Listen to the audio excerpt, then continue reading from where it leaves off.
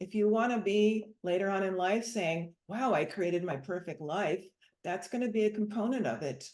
So I was able to get in touch with my feelings, cry when something moved me, express deep love to my partner, my kids, care about the environment, plant a tree now and then. I lived right, you know? So what do we start with today? Today, do I go out with my buddies and spend a whole bunch of money drinking and eating, or do I go home and still have a good time doing something that's less expensive? As an example of making a choice today that's going to have long-term consequences. So there's always a choice to make today, whether I'm building my wealth, building my love, building my self-esteem, or if I'm going downhill, or my health. You guys probably know on the physical level, every single day is a choice of, is my health improving or is my health going downhill based on my actions today? So if I went and ate 6 donuts, my health's going down today. And if I ate a good meal, then my health's going up today. So every single day we have a chance to make a decision on, is our life getting better or are we just not caring about it? And it shows up. So the same is true with your wealth. Every single day, your wealth is either going up or going down. And if you bought a $6,000 item that you put on a credit card, your wealth has immediately gone down. Your toys have improved, and maybe that's what you're living for, your toys. But if you're living for wealth, your wealth has gone drastically downhill today.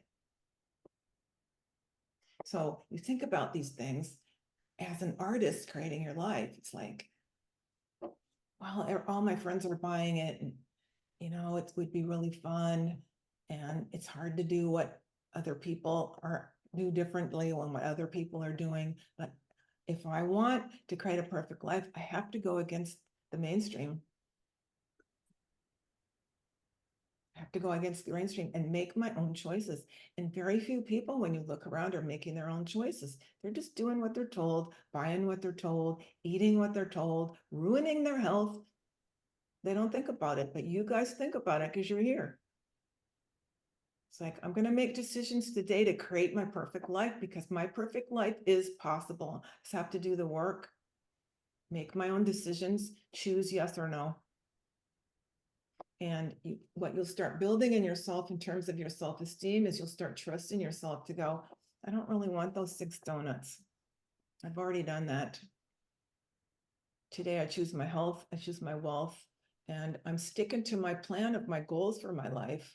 I looked back at some goals I made when I was in my 20s. I'm like, but damn, I was envisioning this life I have now back then. So you set out, this is my perfect life. It's in some ways similar to other people's, in some ways very different. I think everybody, like Freud said, everybody wants, except for people who are monks or don't want sex or whatever, everybody wants the great relationship, and everybody, thanks Vince, everybody wants the great relationship and the great career.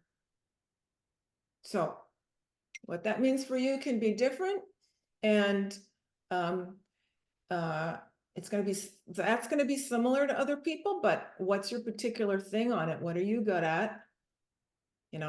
And how are you going to make that happen? It's your project. Nobody's going to do it if you don't.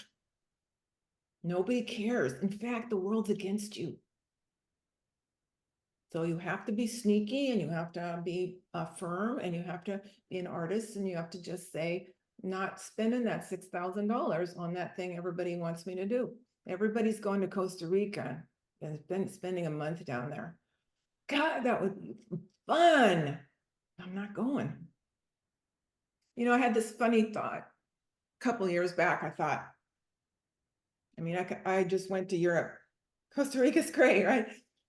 So I picked that on purpose because everybody wants to go there. I had this thought the other year, like now that I'm a millionaire and more, plus I'm almost at 2 million.